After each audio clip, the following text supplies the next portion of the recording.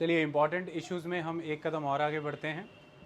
हम आपको फॉग के बारे में करा रहे हैं और हमने 2 पार्ट उसके कवर कर दिए हैं। देखिए इसमें सिर्फ़ और सिर्फ आपकी फॉग ही कवर नहीं हो रही, कई सारे और फिनोमेनास भी तो कवर हो रहे हैं और हम फुल लेंथ का लेक्चर ही पब्लिक डोमेन में भी डाल रहे हैं। संपूर्ण जन कल्याण है ये और कुछ भी नहीं। ठीक है सिमुआ? तो आज हम फॉग का कौन सा पार्ट करने जा रहे हैं? यही तो गलत हो गए, इसलिए तो आपसे पूछा मैंने। पार्ट 3 करने जा रहे हैं बेटा, फॉग पार्ट 3 करें, समझें। कल हमने आपको कल के लेक्चर में रिलेटिव ह्यूमिडिटी के विषय में बताया। आप मुझे रिकॉल कराएंगे रिलेटिव ह्यूमिडिटी का फॉर्मूला।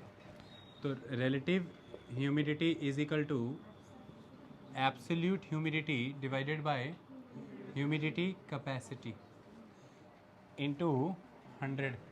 क्या होता है relative humidity?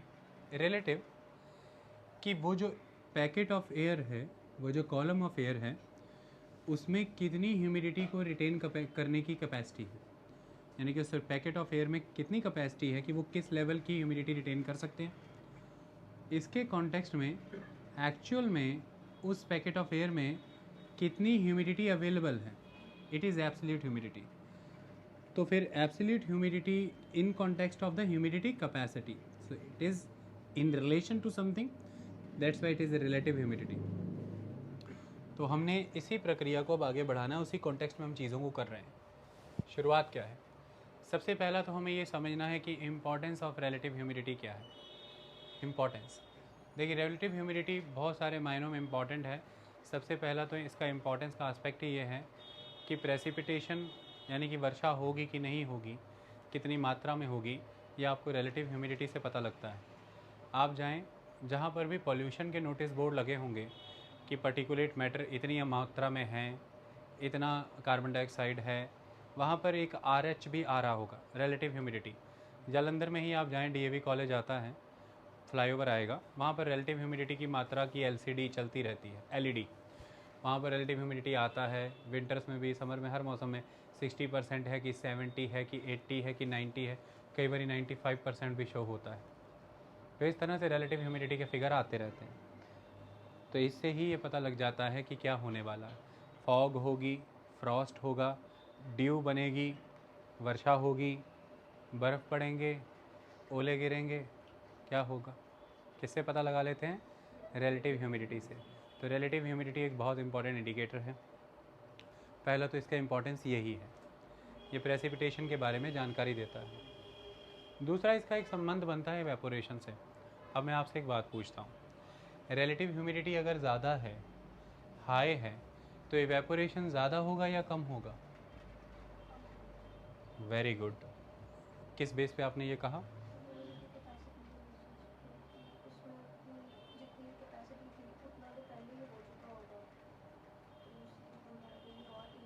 Intelligent girl. Relative humidity अगर ज़्यादा है तो फिर इवेपोरेशन कम होगा, क्योंकि रिलेटिव ह्यूमिडिटी ज़्यादा होने का मतलब क्या है, ध्यान से समझें कि जो न्यूमरेटर है वो डिनोमिनेटर के या तो पास है, बिल्कुल बराबर है, या थोड़ा ही कम है, तभी तो रिलेटिव ह्यूमिडिटी ज़्यादा है। जो न्यूमरेटर है यानी कि जो एब्सोल्यूट ह्यूमिडिटी है, या तो वो बिल्कुल ह्यूमिडिटी कैपेसिटी के बराबर हो गई है तो फिर रिलेटिव ह्यूमिडिटी 100% हो जाएगा, और या फिर न्यूमरेटर ह्यूमिडिटी कैपेसिटी के यानी कि एब्सोल्यूट ह्यूमिडिटी कैपेसिटी के काफ़ी क्लोज आ चुकी है। तो ये भी एक कारण है कि रिलेटिव ह्यूमिडिटी का फिगर हाई हो जाएगा। और जब ऑलरेडी ही एब्सोल्यूट ह्यूमिडिटी कैपेसिटी के क्लोज चल रही है या उसके बराबर चल रही है, तो फिर इससे ज़्यादा ह्यूमिडिटी रिटेन करने की कैपेसिटी ऑफ उस एयर में नहीं है, जितनी है उतनी तो वो ऑलरेडी रिटेन किए हुए है। तो फिर इवेपोरेशन घटेगा, क्योंकि एयर क्लोज टू सैचुरेशन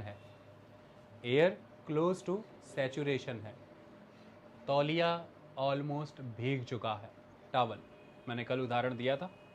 तो air is close to saturation, इसलिए इवेपोरेशन का लेवल क्या रहेगा सिम्मा? कम रहेगा। अगर रिलेटिव ह्यूमिडिटी कम है तो इसका सीधा मतलब ये है कि न्यूमरेटर यानी कि ऊपर लिखी हुई संख्या यानी कि एब्सोल्यूट ह्यूमिडिटी यानी कि हवा के पैकेट में पाई जाने वाली वो जो ह्यूमिडिटी का सही मात्रा है वो काफ़ी कम है डिनोमिनेटर से, यानी कि ह्यूमिडिटी कैपेसिटी से, यानी कि हवा में कितनी ह्यूमिडिटी रिटेन हो सकती है उस मात्रा से हवा में कितनी ह्यूमिडिटी प्रेजेंट है ये मात्रा काफ़ी कम है। एब्सोल्यूट ह्यूमिडिटी ह्यूमिडिटी कैपेसिटी से कम है, तो इसलिए फिर रिलेटिव ह्यूमिडिटी कम आएगा ना, कि न्यूमरेटर डिनोमिनेटर से काफ़ी कम है। आई बात समझ में? क्योंकि अगर थोड़ी देर के लिए इसको न्यूमरेटर को हटा दूं तो फिर R H is equal to 1/hc है, ये इन्वर्सली प्रोपोर्शनल हुए ना। ये ह्यूमिडिटी कैपेसिटी ज़्यादा होगा तो रिलेटिव ह्यूमिडिटी कम होगा, ह्यूमिडिटी कैपेसिटी कम होगा तो रिलेटिव ह्यूमिडिटी ज़्यादा होगा। एक फैक्टर इसे भी समझ लीजिए आप। ओके, तो डिनोमिनेटर ज़्यादा हो जाएगा तो ये तो वैसे ही कम हो जाएगा, डिनोमिनेटर कम होगा तो ये ज़्यादा हो जाएगा। बट अब यहाँ पर आ जाता है एब्सोल्यूट ह्यूमिडिटी वाला फैक्टर भी, और वो मैंने अभी आपको समझा दिया। तो जितनी उस हवा में तरलता को धारण करने की क्षमता है, यदि उसके मुकाबले हवा में तरलता कम है तो फिर रिलेटिव ह्यूमिडिटी भी कम आएगी। और इसका मतलब अभी वो और ज़्यादा वाष्पीकरण, अभी और भी ज़्यादा वेपर धारण कर सकती है हवा, तो फिर वाष्पीकरण और भी होगा, इवेपोरेशन और भी होगा। तो रिलेटिव ह्यूमिडिटी घटेगी तो इवेपोरेशन बढ़ेगा। ठीक है, तो इस तरह से इवेपोरेशन का relation inversely proportional to the relative humidity है। रिलेटिव ह्यूमिडिटी बढ़ती है तो इवेपोरेशन घटता है, रिलेटिव ह्यूमिडिटी घटती है तो इवेपोरेशन बढ़ता है। कहानी समझ में आ गई? तो रिलेटिव ह्यूमिडिटी का मात्रा 80%, 90%, 100%, ये इस बात को प्रमाणित कर रहे हैं कि 100% है अगर रिलेटिव ह्यूमिडिटी, मतलब एयर फुली सैचुरेटेड है, मतलब उस हवा में मॉइस्चर को रिटेन करने की जितनी कैपेसिटी थी, यानी कि ह्यूमिडिटी कैपेसिटी, उस हवा में उसी के अनुपात में, उसी के प्रोपोर्शन में ह्यूमिडिटी अवेलेबल भी है, यानी कि एब्सोल्यूट ह्यूमिडिटी। इसलिए अगर ह्यूमिडिटी कैपेसिटी 10 है, यानी कि ह्यूमिडिटी रिटेन करने की कैपेसिटी 10 है उस हवा की, तो उसमें 10 ही ग्राम के मुकाबले 10 ही ग्राम ह्यूमिडिटी अवेलेबल भी है, एब्सोल्यूट ह्यूमिडिटी। तो 10 से 10 काटा काटी बचा 100, तो R H is 100, air is saturated. Okay, समझ में आ गया? तो रिलेटिव ह्यूमिडिटी हाई तो ह्यूमिडिटी कैपेसिटी, तो इवेपोरेशन कम, रिलेटिव ह्यूमिडिटी कम तो इवेपोरेशन ज़्यादा। इसका ह्यूमन हेल्थ पे बहुत फ़र्क पड़ता है बेटा। कैसे फ़र्क पड़ता है समझें, अच्छे से अंडरस्टैंड करें। देखिए, दो परिस्थितियां हैं, पहली परिस्थिति को समझते हैं। सपोज़ कीजिए आप एक ऐसी जगह पर हैं जहाँ पर रिलेटिव ह्यूमिडिटी बाहर काफ़ी ज़्यादा है, मतलब एयर ऑलमोस्ट सैचुरेटेड है या सैचुरेशन के क्लोज है, relative humidity is very high. तो क्या होगा, आपके शरीर पर पसीना आ रखा है, क्यों आया था? बॉडी का टेम्परेचर राइज हुआ, तो बॉडी को एक टेम्परेचर मेंटेन करके रखना है।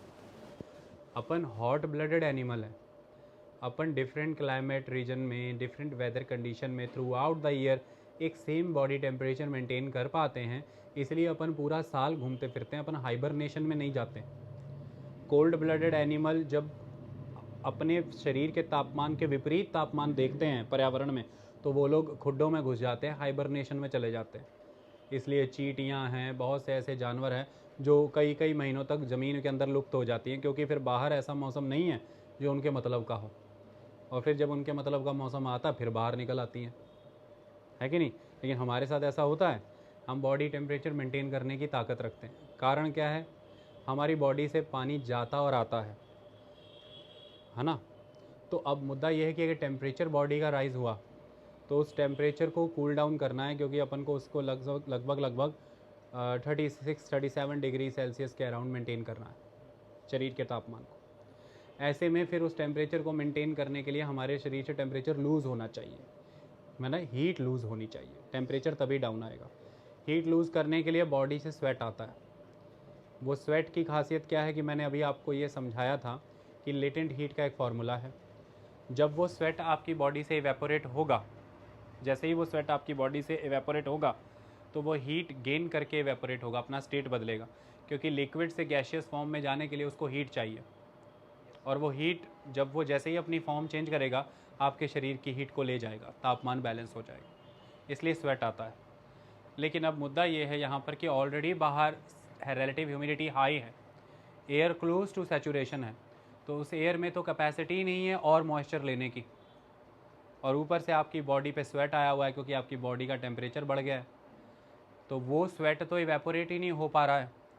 तो इस बढ़े हुए टेम्परेचर की वजह से आपकी हार्ट बीट बढ़ जाएगी, और हार्ट बीट बढ़ने की वजह से you will feel restless and uncomfortable, जैसा कि मॉइस्चर लेडन वॉशरूम में हो जाता है नहाने के बाद, और हम फटाफट बाहर निकलते हैं रूम में तो हमें ठंडा ठंडा फील होता है, जबकि उस मॉइस्चर लेडन वॉशरूम में हमें गरम गरम सा फील होने लगता है, सांस भी घुटने लगती है, शीशे पर हर चीज़ पर एक फॉग सी जम जाती है। जब आप बाहर आते हैं तो आप सबसे पहला काम पंखा चलाने का करते हैं, ताकि आप पंखा चलाने का मतलब विंड को वेलोसिटी देना, ताकि हवा को आप सैचुरेटेड वर्जन से अनसैचुरेटेड वर्जन में ले आएँ, ताकि वो हवा की रिलेटिव ह्यूमिडिटी रिड्यूस कर दो और उसकी ह्यूमिडिटी कैपेसिटी के मुकाबले उसकी एब्सोल्यूट ह्यूमिडिटी को कम कर दो।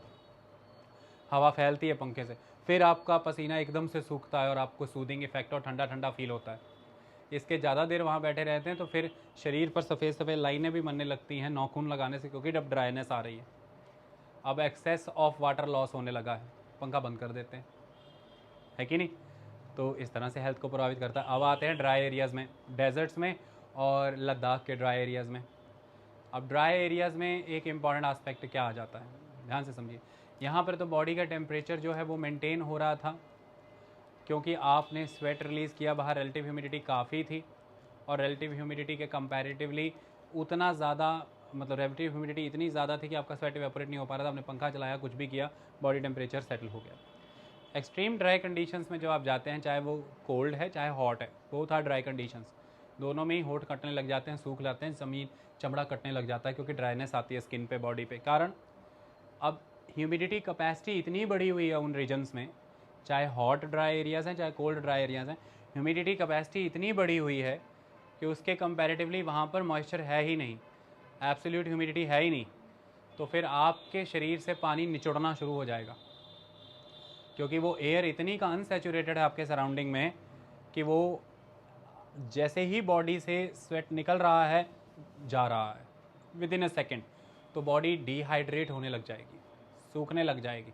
इसलिए पानी पीते रहना ज़रूरी, ताकि बॉडी रिहाइड्रेट होती रहे। डिहाइड्रेशन स्टार्ट हो जाता है, मतलब पानी सूख रहा है, धीरे धीरे धीरे धीरे आप चकराने लग जाएंगे, लहू में पानी की मात्रा कम होने लग जाएगी, सेल में पानी की मात्रा कम होने लग जाएगी, इससे भी आप बीमार पड़ने लग जाएंगे, तापमान बिगड़ना शुरू हो जाएगा शरीर का। आई बात समझ में।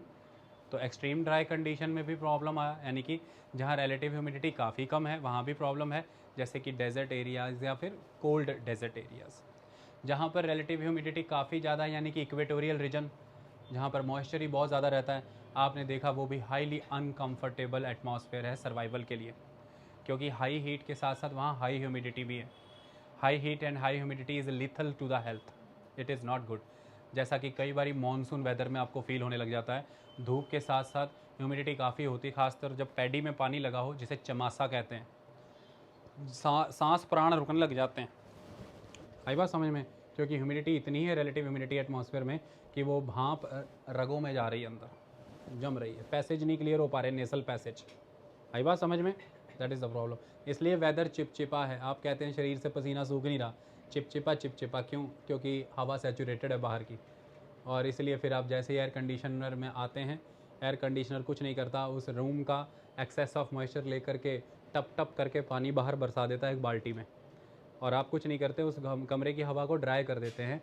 जैसे ही वो कमरे की हवा ड्राई कर दिया, आपने मॉइस्चर खींच के एसी के उस पाइप ने बाहर गिरा दिया, आपके शरीर का sweat within seconds, within a minute सूख जाता है, ठंडा फील होने लग जाता है, soothing, then you will feel comfortable.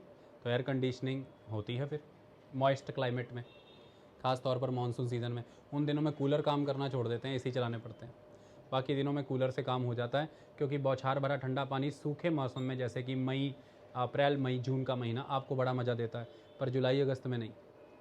और जुलाई अगस्त में बौछार भरा पानी बॉडी को और ज़्यादा चपचप कर देगा, चपचपा। उस मौसम में फिर आप ढूंढते हैं क्या, एयर कंडीशनर। ओके, ज़रूरी नहीं है, जिनके पास नहीं है वो ऐसे भी ज़िंदगी काट रहे हैं। शरीर पर असर देख लिया, चमड़ी का कट जाना, दिल का भड़क जाना, नसों का फट जाना, सब जुड़ा हुआ है, कुछ भी हो सकता है। हर चीज़ बीमारी थोड़ा ना पढ़ने बैठेंगे। ये क्यों पढ़ा रहे हैं, क्योंकि फॉग से जुड़ी हुई बहुत सी बीमारियां इसी से संबंध रखती हैं। आई बात समझ में। सांस फूलने लग जाती है कई लोगों की धुंध में, जब फॉग होती है ना, तो जो लोग एस्थमेटिक होते हैं उनमें से बहुत से एस्थमेटिक लोगों को प्रॉब्लम आने लग जाती है, क्योंकि बाहर बहुत हाई लेवल रिलेटिव ह्यूमिडिटी हो रखी है, इसलिए फॉग वहाँ पर बन रखी है, तो they will feel immediate asthmatic issue, okay, lung obstruction feel होने लग जाता है उनको।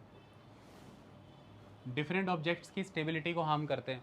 अक्सर शुरुआती समय में आपने एंड्रॉइड्स में देखा होगा, खासतौर पर सैमसंग के फ़ोन हैंग होने लग जाते हैं।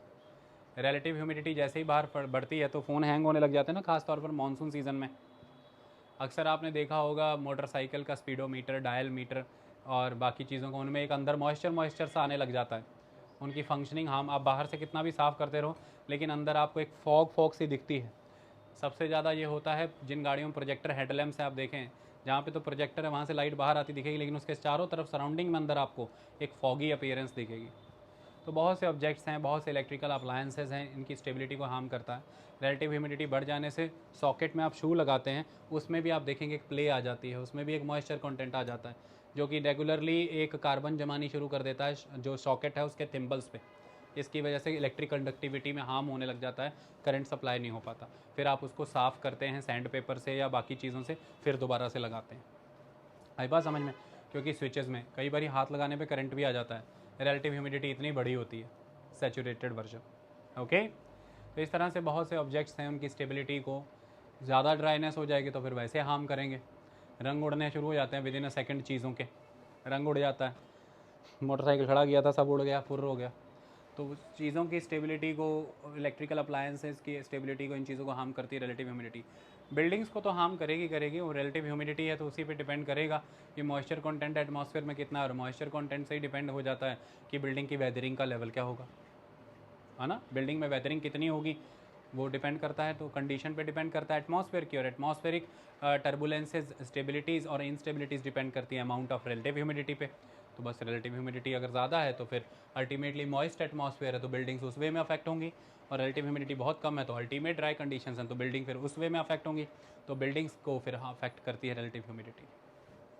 ठीक है बच्चे, और मुद्दा यहाँ पर आता है, ये तो सारा समझ लिया रिलेटिव ह्यूमिडिटी का खेला।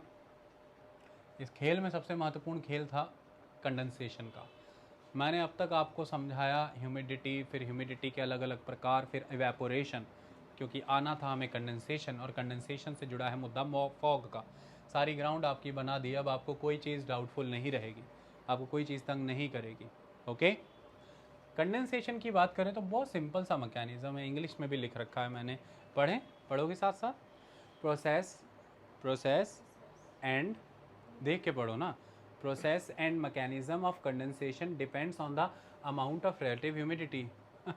वो तो लिखा ही नहीं जो लिखना था, कुछ और ही लिख दिया। कंडेंसेशन क्या है? कंडेंसेशन सिंपली वही है Neha, transformation of water vapour into liquid version. जो गैशियस फॉर्म में वाटर है वो अपने आप अपनी स्टेट को चेंज करेगा। कौन सी स्टेट में आ जाएगा सुखनिदान? लिक्विड स्टेट में आ जाएगा। और लिक्विड स्टेट से भी आगे कौन सी स्टेट में चला जाएगा? सॉलिड स्टेट में।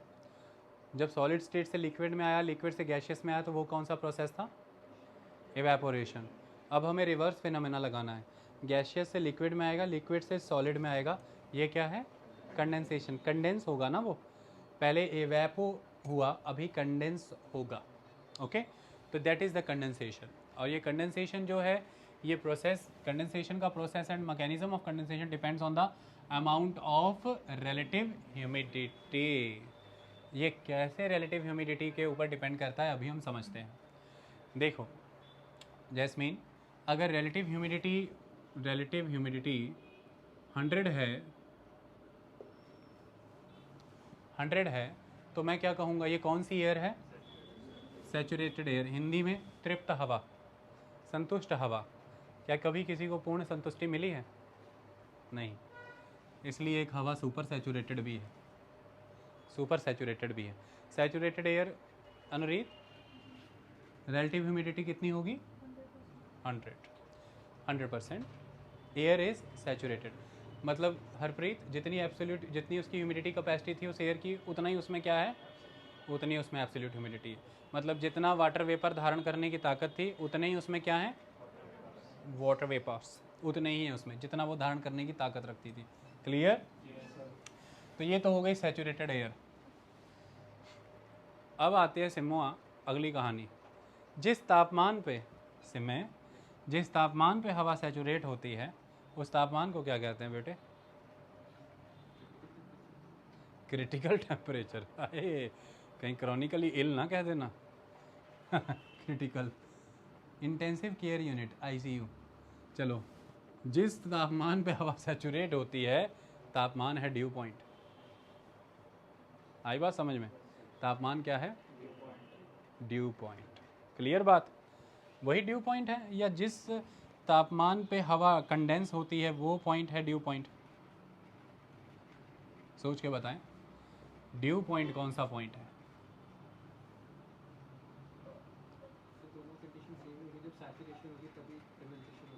गुड बॉय, ये बच्चा कुछ मामलों में काफ़ी अच्छा जाता है। जिस तापमान पे हवा सैचुरेट हो गई वो है ड्यू पॉइंट। ओके, और ड्यू पॉइंट एक बहुत इंपॉर्टेंट पॉइंट है। हम ये मान करके चलते हैं कि हवा सैचुरेट हो गई अगर, तो अब क्या स्टार्टिंग होगी? कंडेंसेशन की। एयर अगर सैचुरेट हो गई तो किस चीज़ की बिगनिंग होगी? कंडेंसेशन की। क्यों कंडेंसेशन की स्टार्टिंग होगी सुखे?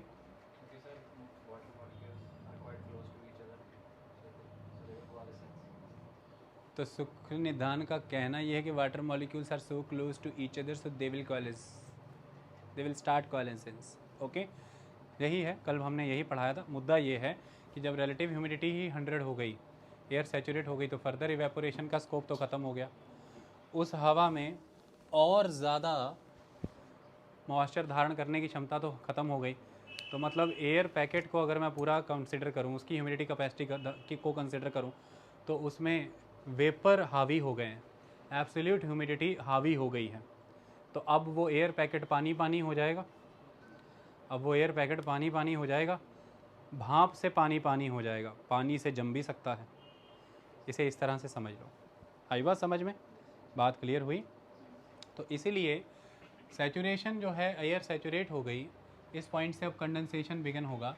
That is the due point. जब एयर सैचुरेट हो जाती है जिस टेम्परेचर पे, वो temperature is the due point. Okay, अब मुद्दा यहाँ पर यह है कि कंडेंसेशन की एक खास क्वालिटी है। क्वालिटी क्या है?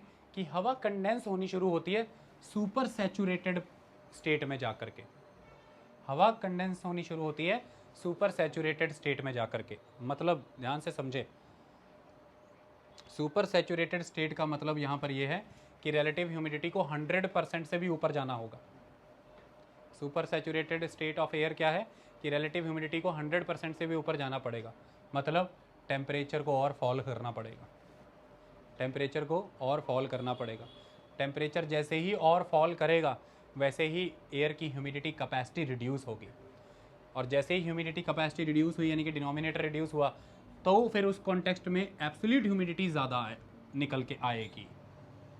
क्योंकि 100% तब हुए थे जब दोनों बराबर हो गए थे। जब दोनों बराबर हो गए थे, इस परिस्थिति को अचीव करने के लिए मैंने बताया था कल, दो परिस्थितियां हो सकती हैं कि या तो आप मॉइस्चर ज़्यादा ऐड करते जाइए तो एब्सोल्यूट ह्यूमिडिटी बढ़ाते जाइए तो रिलेटिव ह्यूमिडिटी आ जाएगी, या फिर आप तापमान गिराते जाएं तो ह्यूमिडिटी कैपेसिटी को कम करते जाएं तो वो एब्सोल्यूट ह्यूमिडिटी के बराबर आ जाएगी, तब रिलेटिव ह्यूमिडिटी हो जाएगी।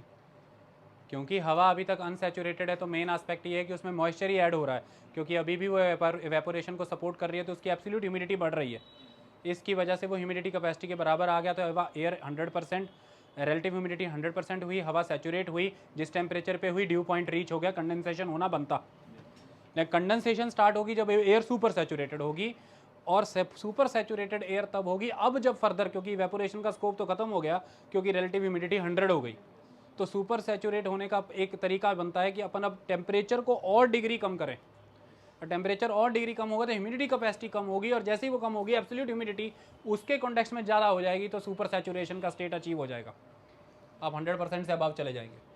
और जैसे ही एयर सुपर सैचुरेटेड सिचुएशन में आ जाएगी, कंडेंसेशन हो जाएगा, कंडेंसेशन हो जाएगा। अब कहानी ड्यू पॉइंट की है। ड्यू पॉइंट कौन है मेरे लाले? जिस स्टेज पे हवा सैचुरेट हुई और कंडेंसेशन बिगन हुआ, वही है ना ड्यू पॉइंट। और सही मायने में ये कब होता है? जब हवा सुपर सैचुरेटेड होती है। ड्यू पॉइंट कब होता है? जब हवा सैचुरेटेड नहीं, उससे भी आगे सुपर सैचुरेटेड, मतलब टेम्परेचर और फॉल करता है। अब अपन को बस ये पता लगाना है ड्यू पॉइंट कब आया। ड्यू पॉइंट कब आया, अब अपन को बस ये पता लगाना है। अगर तो ड्यू पॉइंट फ्रीजिंग पॉइंट के अबव आ गया, फ्रीजिंग पॉइंट कौन सा पॉइंट है भाई?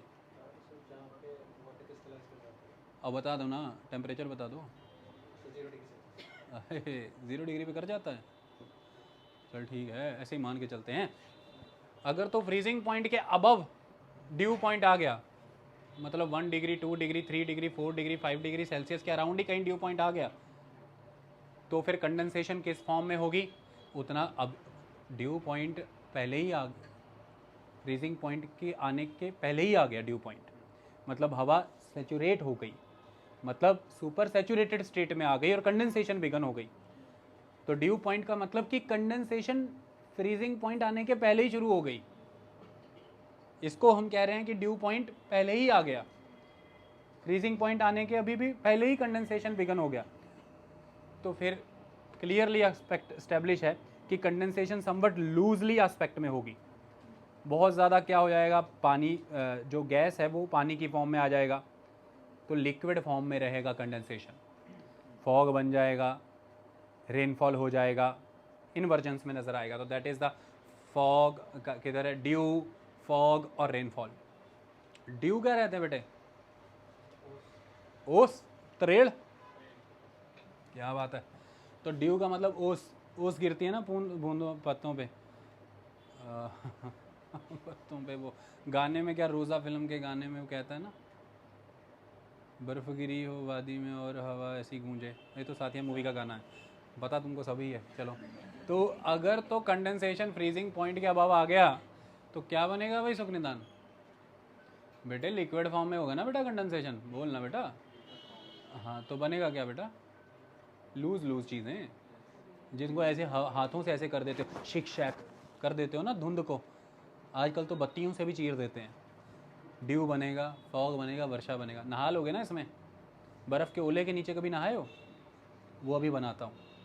अगर तो कंडेंसेशन फ्रीजिंग पॉइंट के बिलो हुआ तो सोच के देख हवा कितनी ज़्यादा सुपर सैचुरेट हो गई होगी। फ्रीजिंग पॉइंट के बिलो जा रहे हैं -1 2 3 4 5 -7 8 डिग्री के राउंड जा कर के कहीं सुपर सैचुरेशन हुआ और तब कंडेंसेशन हुआ, तो क्या बनेगा, एकदम डेंस चीज़ें, सॉलिड फॉर्म में होगा कंडेंसेशन। तब होंगे बच्चे गड़े, हेल स्टॉर्म, स्नो, स्लीट, इस तरह की चीज़ें तब मिलेंगी। तो snow ice, snow, hello storm, Frost तब होगा। ओके, क्लियर हुई कहानी। कहानी सारी ड्यू पॉइंट की है। ड्यू पॉइंट कब आया भाई, क्या 0 डिग्री, क्या फ्रीजिंग पॉइंट के अबव ही ड्यू पॉइंट आ गया किसी तरह से। ड्यू पॉइंट का मतलब भाई बहनों, हवा के सैचुरेशन होने का कारण। क्या हवा का सैचुरेशन आपने जिस तापमान पे कराया उसको ड्यू पॉइंट कहते हैं। हाँ, इसी ड्यू पॉइंट टेम्परेचर पर क्या शुरू होता है बेटा, कंडेंसेशन। कंडेंसेशन तब होगा जब सुपर सैचुरेशन होगा, मतलब टेम्परेचर थोड़ा और कम करो, और डिग्री ऑफ टेम्परेचर कम करो। अब किसी तरह से परिस्थितियाँ ऐसी बन जाएं कि ड्यू पॉइंट फ्रीजिंग पॉइंट के पहले पहले ही अचीव हो गया, ऐसी बन जाती हैं परिस्थितियाँ, मैं बता दूंगा। तो फिर क्या बन जाता है, कंडेंसेशन लिक्विड फॉर्म में होती है, यानी कि ड्यू होता है, यानी कि फॉग होता है, और वर्षा होती है, रेनफॉल। और अगर कहीं ड्यू पॉइंट यानी कि कंडेंसेशन जो है वो जो फ्रीजिंग पॉइंट के बिलो जाके होती है, तो फिर बहुत ही कंडेंस्ड वर्जन क्रिएट होगा प्रेसिपिटेशन का। फ्रॉस्ट होगी, आइस होगी, स्नो होगा, हेल स्टॉर्म होंगे, गड़े पड़ेंगे। इतनी कहानी क्लियर हो गई। इसका मतलब कंडेंसेशन का संबंध दो एस्पेक्टों से है। एक तो percentage of relative humidity, saturation की बात कर रहे हो तो परसेंटेज ऑफ रिलेटिव ह्यूमिडिटी क्या है, 100% तो मैंडेटरी कंडीशन है, तो हवा सैचुरेट होनी चाहिए। इससे भी आगे जाओ सुपर सैचुरेशन स्टेज में, तो percentage of relative humidity is very responsible for the achievement of condensation. And second aspect, degree of the cooling of the air. Below freezing point condensation हो रहा है या अबव फ्रीजिंग पॉइंट कंडेंसेशन हो रहा है, ये भी बड़ा ज़रूरी है कि जो कूलिंग हुई है हवा की वो किस डिग्री की हुई है, माइनस में हुई है कूलिंग या प्लस के लेवल पे ही कूल हो गई है। ओके, सिंपल सी कहानी यार। बर्फ़ जमाते हो, कई बार जल्दी निकाल लेते हो, आधी जमी आधी कच्ची बर्फ़ निकल आती है ना, उंगली मारते हो पटक पानी निकल आता है उसमें से, थोड़ा सा बर्फ़ भी जमी होती है। लेकिन कई टेम्परेचर इतने लो कर देते हो फ्रीज़ के, या कई मौसम ऐसे होते हैं डाली और बर्फ़ जमी, बर्फ़ के ऊपर वो बारीक सी लेयर भी जमी होती है, खुरच के निकालते हो, वो भी एक सीन होता है। वो बड़ा घातक कंडेंसेशन हुआ, और जो पानी पानी सा ये बड़ा नॉर्मल सा कंडेंसेशन हुआ, दोनों ही हुए, दोनों में डिग्री ऑफ कूलिंग का अंतर था ना, वो आपने बड़ा डीप फ्रीज़ कर दिया, जैसे डीप फ्राई करते हो वैसे डीप फ्रीज़ कर दिया। बहुत से डीप फ्रीज़र्स होते हैं ना जिनमें आइसक्रीम रखते हैं, हर बार आपने नोटिस किया होगा वही आइसक्रीम जब कप वाली घर लेकर के आए हो, फ्रीज़ में जितनी भी रख दो मेल्ट होती है, क्योंकि उनके फ्रीज़र बड़े डीप फ्रीज़र होते हैं। तो डीप फ्रीजिंग का मतलब कि कितनी डिग्री पे कूलिंग रखी गई थी उसकी, और नॉर्मल फ्रीजिंग की आपकी डिग्री ऑफ कूलिंग नॉर्मल थी। तो डिग्री ऑफ कूलिंग पे भी डिपेंड करता है कंडेंसेशन, और रिलेटिव ह्यूमिडिटी पे भी डिपेंड करता है कंडेंसेशन, दोनों एस्पेक्ट पे डिपेंड करता है कंडेंसेशन।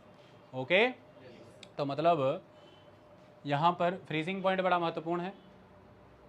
फ्रीजिंग पॉइंट के पहले कंडेंसेशन हो रहा है, बाद में हो रहा है, ये भी एक फैक्टर इंपॉर्टेंट है। कंडेंसेशन का मतलब ये है कि ड्यू पॉइंट आया, ड्यू पॉइंट से कंडेंसेशन शुरू होता है। इनफैक्ट ड्यू पॉइंट का मतलब है कि जिस टेम्परेचर पर हवा सैचुरेट हो रही है और सुपर सैचुरेशन की स्टेज में जाएगी तब कंडेंसेशन शुरू होगा। तो saturation is somewhere related to the 100% relative humidity, और relative humidity is somewhere related to the absolute humidity and humidity capacity. तो अब अगर हमको इसको प्रभावित करना है, किसको, डिग्री ऑफ कूलिंग को, degree of the cooling of the air को और रिलेटिव ह्यूमिडिटी एस्पेक्ट को, तो अपन कैसे मैनेज कर सकते हैं, किसी तरह से अगर ऐसा हो जाए कोई परिस्थिति कि टेम्परेचर ही कम हो जाए किसी जगह का, तो ह्यूमिडिटी कैपेसिटी कम हो जाएगी, और जितनी के ह्यूमिडिटी अवेलेबल है, एब्सोल्यूट ह्यूमिडिटी जितनी के है उतने में ही हवा सैचुरेट हो जाएगी, रिलेटिव ह्यूमिडिटी अचीव हो जाएगी 100%, और हवा सैचुरेट हो जाएगी। और हो सकता है ये सैचुरेशन फ्रीजिंग पॉइंट के अबव ही आ गई हो, तो कंडेंसेशन बिगन हो जाएगी। तो कंडेंसेशन फिर लिक्विड वर्जन में हो गई, तो फिर ये हो जाएगा in the form of fog. तो ये तो मैंने टेम्परेचर रिड्यूस किया। अब मानो कि टेम्परेचर उतना ही चल रहा था, टेम्परेचर चल रहा था 8, 10, 12, 15 डिग्री के सेल्सियस के अराउंड, लेकिन अचानक से कोई ऐसी परिस्थितियाँ बन जाएँ कि वेस्टर्न डिस्टर्बेंसेज या फिर ईस्टर्लीज आ जाएँ जो अपने साथ काफ़ी मॉइस्चर लेकर के आएँ, और वो एकदम से उस पैकेट ऑफ एयर को, उस रीजन को मॉइस्चर का कंटेंट एक्सेस में प्रोवाइड कर दें, तो फिर उसी टेम्परेचर पे ह्यूमिडिटी कैपेसिटी तो वही खड़ी है, लेकिन आपने अचानक से मॉइस्चर की सप्लाई अधिक कर दी, तो एब्सोल्यूट ह्यूमिडिटी बढ़ गई। अब एब्सोल्यूट ह्यूमिडिटी कैपेसिटी से मैच कर जाएगी, तो रिलेटिव ह्यूमिडिटी 100 हो जाएगी, मॉइस्चर और मिल रहा है। तो फिर इस परिस्थिति में ये हो सकता है कि मॉइस्चर कंटेंट और बढ़ जाए, और ऐसे में अगर हल्का सा टेम्परेचर डाउन आता है, हल्का सा 1 से 2 डिग्री भी डाउन आता है, सुपर सैचुरेशन की स्टेज अचीव हो जाएगी, और ऐसे में हो सकता है कि above the freezing point he condensation हो जाए। तो कंडेंसेशन लिक्विड वर्जन में हो सकती है, तो फॉग हो सकती है। तो बहुत सारी सिचुएशन पे फिर ये खेम चल रहा है। अब अगला फॉग का खेला अच्छे से समझ आ जाएगा ना, जब मैं फरवरी महीने में होने वाली इंडिया में कुछ खास परिस्थितियां समझाऊंगा, समझ जाओगे ना फॉग कैसे बनी। और उसकी ओर बढ़ते हैं। चलिए आपको एक टर्म और कराते हैं, एडियाबेटिक चेंज ऑफ टेम्परेचर। अब ये भी समझना ज़रूरी है। मैंने आपको इसके कॉन्टेक्स्ट में कल चीज़ कराई भी थी, वो क्या था, सबसे पहले इसमें है नॉर्मल लैप्स रेट का concept. Normal lapse rate, lapse क्या हो रहा है, चीज़ें लैप्स हो रही है ना, मतलब तापमान लैप्स हो रहा है, temperature. So the rate of decrease of temperature with increasing height, rate of decrease of temperature with increasing height, Simi सही बोला। इसको अपन क्या कहते हैं, नॉर्मल लैप्स रेट। ये ऑलमोस्ट 6.5 डिग्री सेल्सियस पर 1000 मीटर, 1000 मीटर ऊपर जाते हैं तो लगभग 6-6.5 डिग्री सेल्सियस टेम्परेचर आपका घट जाता है। Okay, it is a normal lapse rate. देखिए मेन कहानी क्या है, नॉर्मल लैप्स रेट आपने अचीव किया, आप नीचे से ऊपर की ओर जा रहे हैं, तो जो एयर कॉलम है उसका तापमान हर हज़ार मीटर पे 6.5 डिग्री के सेल्सियस के हिसाब से गिर रहा है। इसमें एक वर्ड यूज़ हो रहा है, एडियाबेटिक चेंज ऑफ टेम्परेचर। तापमान का घटना नॉर्मल लैप्स रेट है, ठीक है, बट ये जो चेंज ऑफ टेम्परेचर आ रहा है किस विधि के द्वारा आ रहा है, that process is adiabatic, it is adiabatic. कल तो कराया था सारा मैंने, एडियाबेटिक कल नहीं कराया था, कल कराया था। एक पैकेट ऑफ एयर है, वो कांटेक्ट में आया एक सरफेस के, वार्म हुआ, अपने सराउंडिंग एटमॉस्फेयर एयर से ज़्यादा वार्म हो गया है, तो नेचुरली गर्म हो के ऊपर गर्म हो गया, bonding of the molecules break हो गया, फैल गया, पैकेट हल्का हो गया, ऊपर उठ जाएगा। अब जब जैसे जैसे वो ऊपर उठ रहा है तो वैसे वैसे मैंने आपको कल भी बताया था कि ऊपर की ओर जाते जाते एटमॉस्फेयर की डेंसिटी कम होती जाती है। तो जो पैकेट ऑफ एयर पे आउटर एटमॉस्फेयर प्रेशर लग रहा था, जो उसके इनवर्ट साइड पे लग रहा था, वो रिड्यूस होता जाएगा। तो एयर पैकेट पे प्रेशर कम होता चला जाएगा तो वो वॉल्यूम में बड़ा होता जाएगा। जब वो वॉल्यूम में बड़ा होता जाएगा तो नेचुरली जो मॉलिक्यूल्स की बॉन्डिंग है, उनको बॉन्ड करके रखा हुआ है, वो ब्रेक होती जाएगी। वॉल्यूम इसलिए बढ़ रहा है ना, क्योंकि आउटर एटमॉस्फेरिक प्रेशर कम होते जा रहा है। तो जब आपने चीज़ों को इकट्ठे करके कंप्रेस करके रखा था, टेम्परेचर ज़्यादा होगा। अब जब वो टूटती जा रही हैं, दूर हो रही हैं, तो नेचुरली प्रेशर कम हो गया तो टेम्परेचर भी कम हो जाएगा, क्योंकि अब वो क्लोजली स्पेस्ड नहीं है, लूजली स्पेस्ड है, तो टेम्परेचर रिड्यूस होता चला जाएगा। मैंने उदाहरण बस का दिया था। टाइटली स्पेस्ड बस में आप सारे यात्री कंप्रेस्ड हैं, पसीना छूटता है ना, तापमान बढ़ता है ना, फिर जैसे ही बस खाली हो, लूजली ऑर्गेनाइज हो जाते हैं, तो राहत मिल जाती है, ठंडे पड़ जाते हैं। वो वैसा ही है, एटमॉस्फेरिक प्रेशर घट रहा है, एयर पैकेट का वॉल्यूम बढ़ रहा है, मॉलिक्यूल्स ब्रेक हो रहे हैं, दूर जा रहे हैं, और टेम्परेचर भी रिड्यूस हो रहा है। इस तरह से टेम्परेचर रिड्यूस होता जाएगा।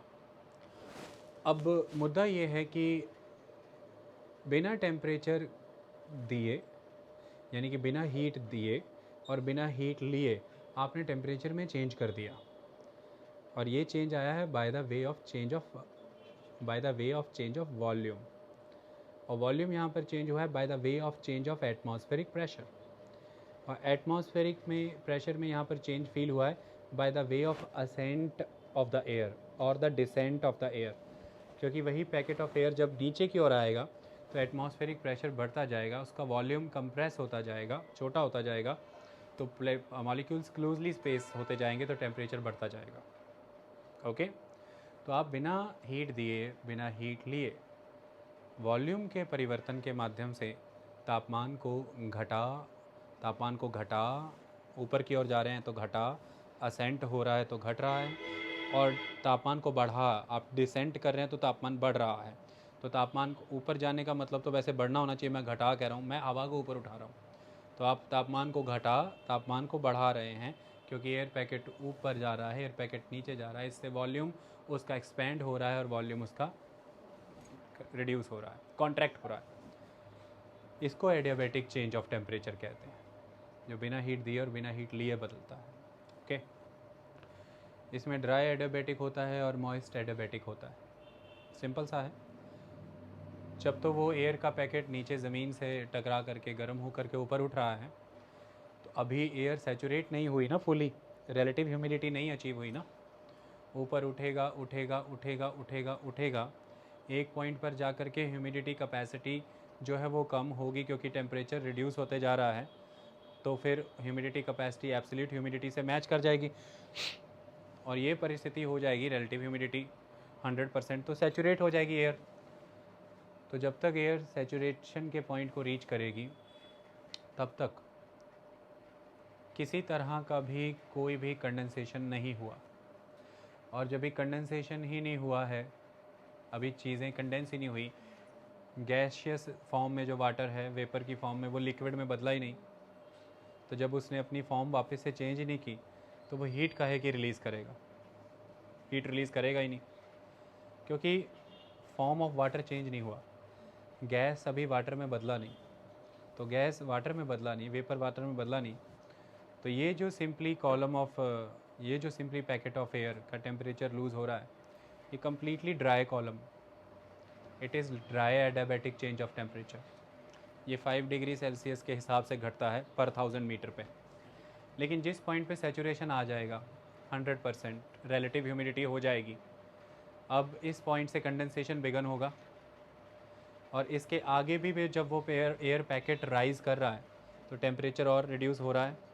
लेकिन अब गैशियस मॉलिक्यूल्स वाटर मॉलिक्यूल्स में बदल रहे हैं, लिक्विड फॉर्म में, तो जो उन्होंने लिक्विड से गैस बनते समय हीट पोजेस कर रखी थी लेटेंट हीट की फॉर्म में, अब वो वापस से गैस से लिक्विड बन रहे हैं, तो उस हीट को रिलीज़ करेंगे due to the condensation, it is latent heat of condensation, तो वो एक हीट रिलीज़ भी कर रहे हैं। एक हीट वो रिलीज़ भी कर रहे हैं। आई बात समझ में? तो इस तरह से जब वो एक हीट अब अपने अंदर से रिलीज़ भी कर रहे हैं तो 6 डिग्री सेल्सियस पर 1000 मीटर पर टेम्परेचर कम हो रहा है। 6 डिग्री सेल्सियस पर 1000 मीटर पे टेम्परेचर कम हो रहा है। ये moist adiabatic change of temperature है। पहला वाला dry adiabatic change of temperature था, ये moist adiabatic change of temperature है। गैस ने लिक्विड बनना शुरू कर दिया है, कंडेंसेशन बिगन हो गई है, इसके भी ऊपर जा रहा है वो, और वो अपने अंदर की हीट भी रिलीज़ कर रहा है। ओके, क्लियर हुई बात? तो ये एक कंसेप्ट है, कुछ नहीं। तो फिज़िकल ज्योग्राफी में करना ही है, पहले कराया भी हुआ है। मेन आस्पेक्ट है इनसे जुड़ा हुआ स्टेबिलिटी इंस्टेबिलिटी का, मैंने कल भी बताया था। व्हाट इज़ बेसिकली स्टेबिलिटी और instability? Stability is related to the precipitation. You can say it is related to the wet conditions. Wet condition or precipitation in the form of dew, frost, fog, ice, snow, sleet, hailstorm, rainfall, be it anything. It is precipitation. So it is instability, not the stability. मैंने stability कहा नहीं. Stability is somewhere related to the dry conditions, because stability is related to the dry condition. Instability is related to the precipitation. Correct कर लीजिए उस चीज़ को। और precipitation in the form of snow, अभी जो बताया मैंने, फ्रॉस्ट है, ड्यू है, स्नो है, फॉग है, स्लीट है, हेल स्टॉर्म है, रेनफॉल है। In any version precipitation will be there. Instability अगर हो रहा है तो पर्यावरण में उथल पथल है ना नवनीत, इसलिए इसको इंस्टेबिलिटी कहा है। अब ये दोनों जुड़े किससे हैं? If there is ascent of air and that air is moisture laden, so if there is ascent of moisture laden air, so definitely at some point of time there will be achievement of the 100% relative humidity, so air definitely will get saturated, so definitely dew point will reach, and after the air will get the super saturated state, then the condensation will begin, और फिर वो condensation जो है वो due point above the freezing point achieve हुआ है या below the freezing point, उस पर डिपेंड कर जाएगा कि कंडेंसेशन लिक्विड फॉर्म में है या सॉलिड फॉर्म में। फिर उस फॉर्म में आपको प्रेसिपिटेशन मिल जाएगा, but it is somewhere related to the ascendancy of the air packet, ऊपर उठती हुई हवाएं। So they are related to the instability, they are related to the precipitation. Okay, but अब ये हवा जो ऊपर उठ गई है, वर्षा करनी थी, बादल बनाने थे, जो करना है कर करा दिया इसने। अभी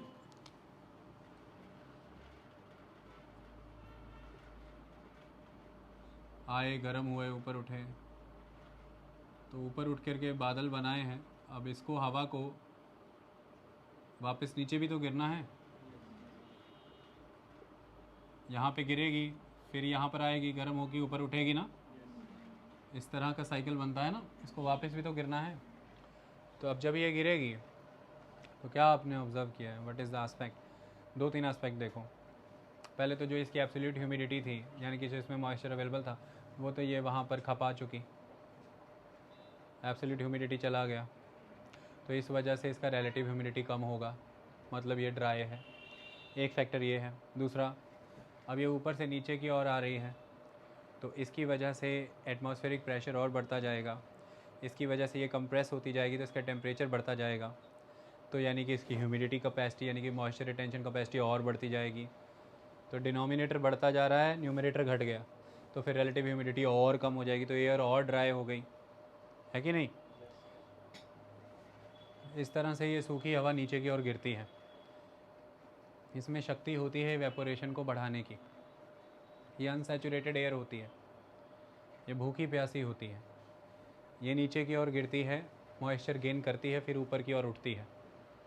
तो मॉइस्चर गेन करके ऊपर की ओर उठने का मतलब ये अनसैचुरेटेड है, इसका रिलेटिव ह्यूमिडिटी कम से कम जा रहा है, और उसके अभी रीजंस मैंने गिनाए। और फिर से ये नीचे आई, मॉइस्चर गेन किया, गर्म हुई, ऊपर उठी, फिर से एटमॉस्फेरिक प्रेशर रिलीज़ हो रहा है, वॉल्यूम बढ़ रहा है, इसका टेम्परेचर डाउन आ रहा है। तो एक तरफ तो टेम्परेचर डाउन आ रहा है, तो ह्यूमिडिटी कैपेसिटी घट रही है, घटते घटते घटते एक पॉइंट आया जब 100% रिलेटिव ह्यूमिडिटी हो गई, सैचुरेट एयर हो गई, ड्यू पॉइंट आ गया।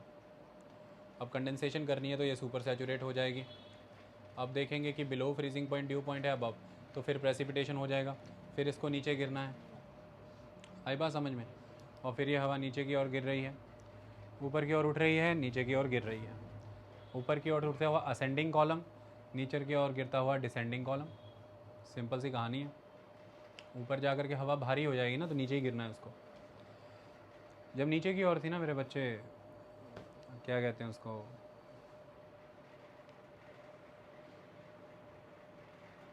हरप्रीत, तो ये यहाँ पर जो टेम्परेचर जिसके कांटेक्ट में आई थी ना, उससे इसने एनर्जी पोजेस कर ली थी, वो एनर्जी इसने पोजेस कर ली। अब एनर्जी पोजेस कर ली तो it is the potential energy. आई बात समझ में? उसकी वजह से ऊपर की ओर उठेगी, और ऊपर की ओर उठ रही है और आगे की ओर बढ़ रही है तो काइनेटिक एनर्जी। एक पॉइंट पे इसके अंदर की सारी आग ख़त्म होगी, ऊर्जा ख़त्म होगी, तो जब जिन एनर्जीज़ के दम पर ये ऊपर जा रही थी और फिर हॉरिजॉन्टल जा रही थी, वही सब खत्म हो जाते, इसे गिरना ही है। एनर्जी ख़त्म हो गई ना, गिर गई, और फिर गिरेगी तो फिर से एनर्जी गेन करेगी, फिर ऊपर उठेगी।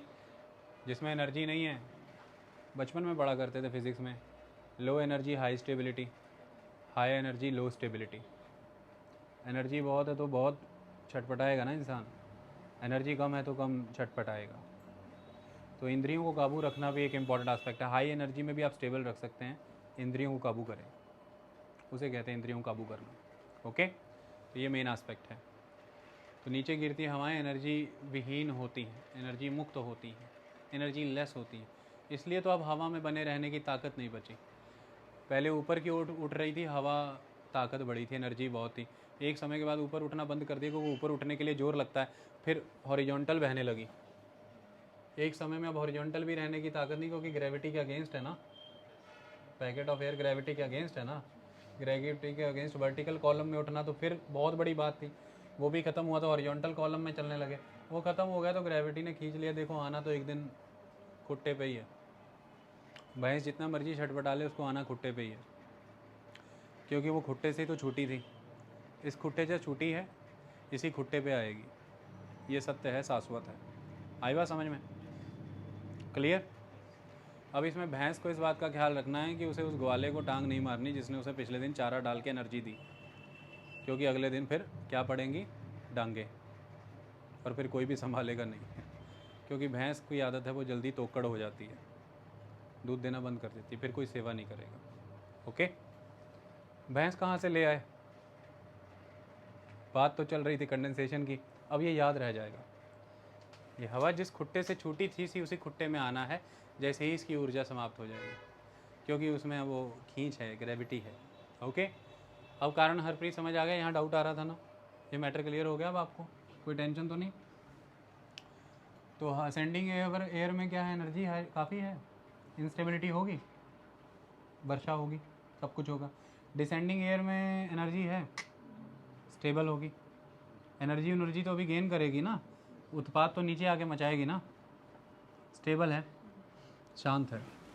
तो स्टेबिलिटी इंस्टेबिलिटी इस तरह से असेंडिंग एयर कॉलम और डिसेंडिंग एयर कॉलम से जुड़ी होती है। ओके, ठीक है सुखनिदान, इसमें कोई डाउट? सारा याद आ रहा होगा जो कराया था, तो दैट इज़ रिलेटेड। ओके, अब चलें आगे। अब आती है कहानी फॉग की। एक वायरस सुबह से घुसा हुआ है, अंदर जा नहीं पा रहा क्योंकि भीतर से ताकत है, बाहर भी नहीं आ रहा क्योंकि ये भी ताकतवर है। वायरस क्या होता है? पोलन कोई ना कोई पोलन ग्रेन या डस्ट पार्टिकल है, कोई डस्ट माइट भी हो सकता है, हर चीज़ को ही वायरस बना देते हैं। फॉग क्या होता है बेटा? साथ साथ पढ़ना जरा, इधर देख, जोर से पढ़ो। Special type of thin cloud consisting of microscopically Scopically. small water droplets which are kept in suspension in the air near the Ground surface. and reduces horizontal visibility, क्या लिख दिया? स्टेबिलिटी।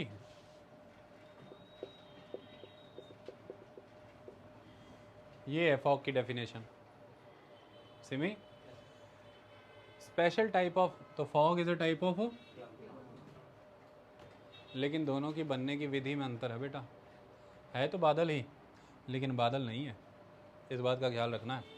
लग तो सकता है कि बन गया, लेकिन अभी बना नहीं है, बनने में प्रक्रिया का अंतर है।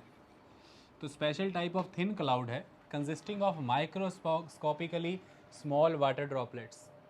माइक्रोस्कोपिकली स्मॉल हैं ये, मतलब माइक्रोस्कोप से ही दिखेंगे। फॉग को बड़े कॉलम में ही महसूस कर पाते हो, कभी उसका एक कण देखा, फॉग का एक कण देखा नहीं, जब पूरे घनत्व में होती है तब महसूस होती है। इसलिए तो इतनी जल्दी छट जाती है। अगर ईश्वर उसे माइक्रोस्कोपिक ना बना के मैक्रोस्कोपिक बना देते तो क्या होता, ख़त्म हो जाते। तो वो माइक्रोस्कोपिक है। इसकी यही चीज़ तो आपको तंग भी करती है, क्योंकि जब ये थोड़ी भी डेंस हो जाए तो फिर विजिबिलिटी को एकदम से हार्म करती, क्योंकि ये माइक्रोस्कोपिक है। ओके, बड़ी चीज़ों को भेद करके नज़र आगे जा सकती है, माइक्रोस्कोपिक चीज़ों को भेदना भी बड़ा कठिन है, क्योंकि वो चीज़ें माइक्रोस्कोपिक हैं। इसका माइक्रोस्कोपिक होना आपके लिए श्राप भी और वरदान भी। इसमें जैसे ही अधिक बल होगा ये आपके लिए श्राप है, लेकिन जैसे ही इसकी शक्ति थोड़ी सी क्षीण पड़ती है ये आपके लिए वरदान भी है, क्योंकि फिर ये विद इन अ मिनट्स ख़त्म भी होती है, क्योंकि ये माइक्रोस्कोपिक है। ओके, तो special type of thin cloud consisting of microscopically small, ध्यान से देखें, वाटर ड्रॉपलेट्स। तो वाटर ही ड्रॉपलेट्स होती हैं, तो वाटर बन चुका तो कंडेंसेशन हो चुका ना। तो कैसे हुआ, अबव फ्रीजिंग पॉइंट या बिलो फ्रोजिंग पॉइंट सुखनिधान?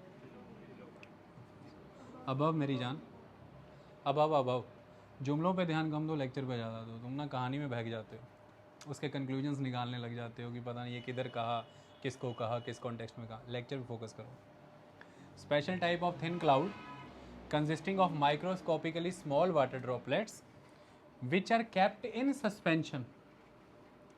माइक्रोस्कोपिकली स्मॉल ना होते तो सस्पेंशन में रह पाते, ज़मीन पे गिर जाते।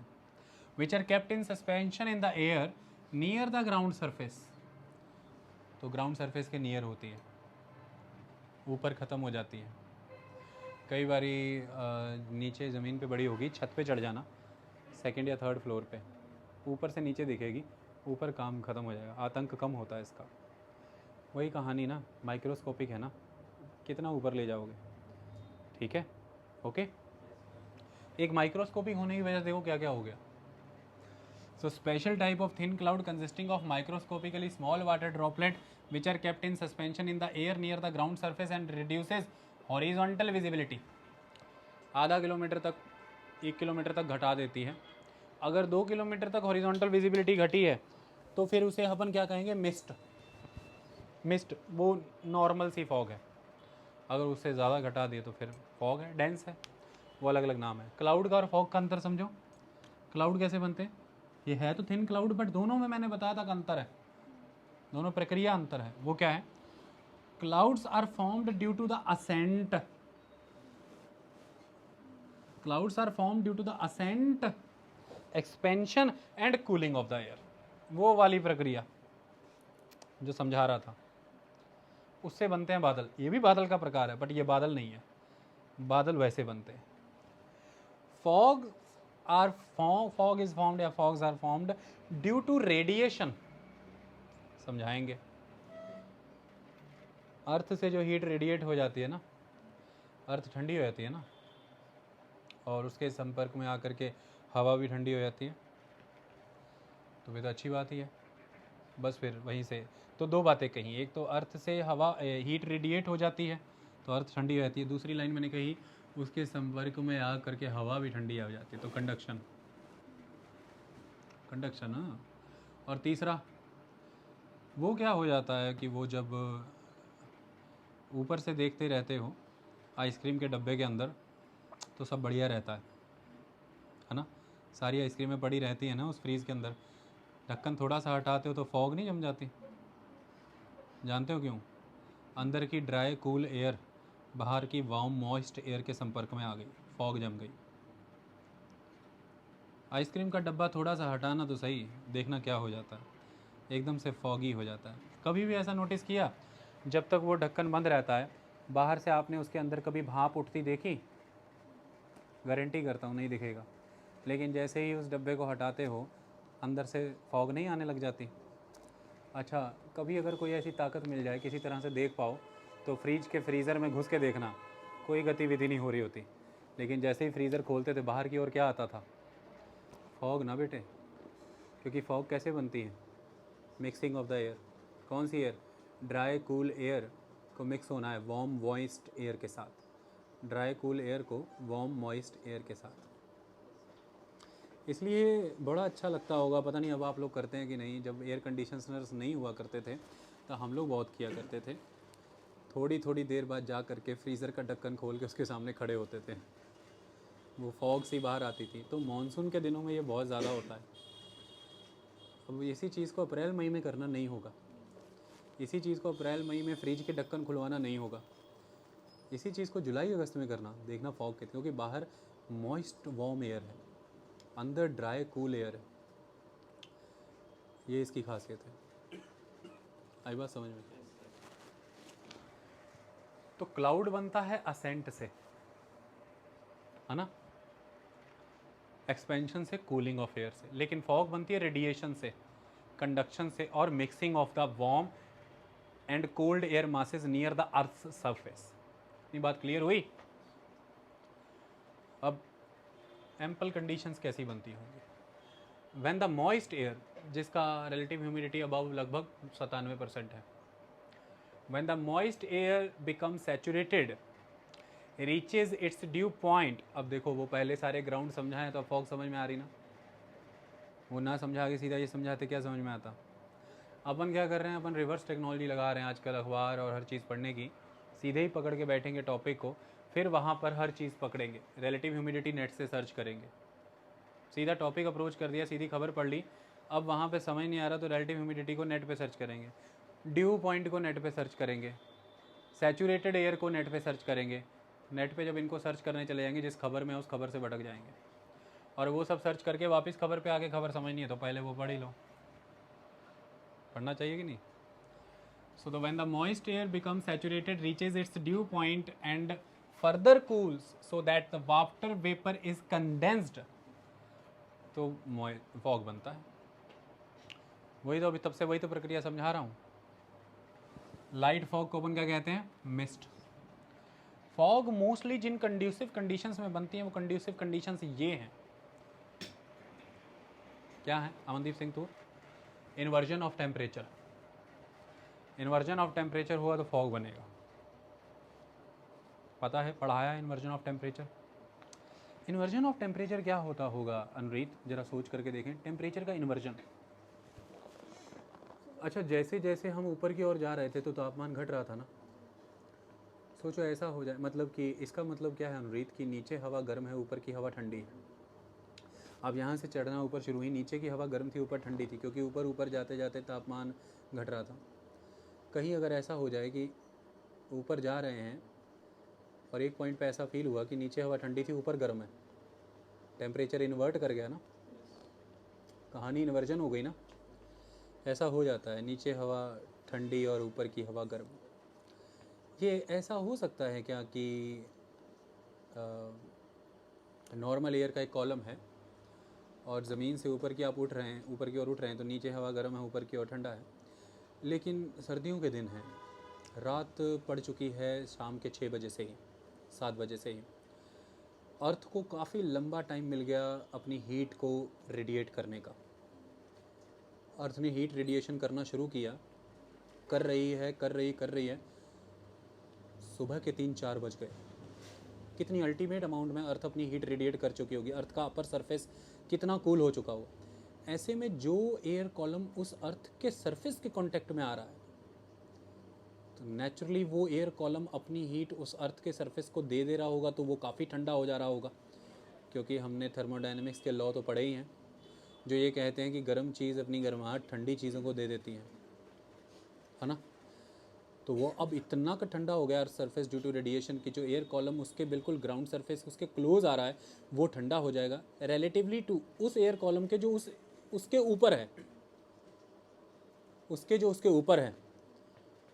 तो रेडिएशन हुआ, कंडक्शन हुआ, मिक्सिंग ऑफ एयर हुआ कि नहीं हुआ? सरफेस से संपर्क आने वाली हवा एकदम ठंडी हुई, ज़बरदस्त, चिल्ड, सुपर चिल्ड। लेकिन उसी का भाई भतीजा, उसी का भाई बहन जो थोड़ी उसके ऊपर है, वो सरफेस के कांटेक्ट में नहीं आ पाई, इसलिए वार्म रह गई। तो वार्म और कूल एयर का संपर्क यदि हो जाए तो क्या बनेगा? फॉग।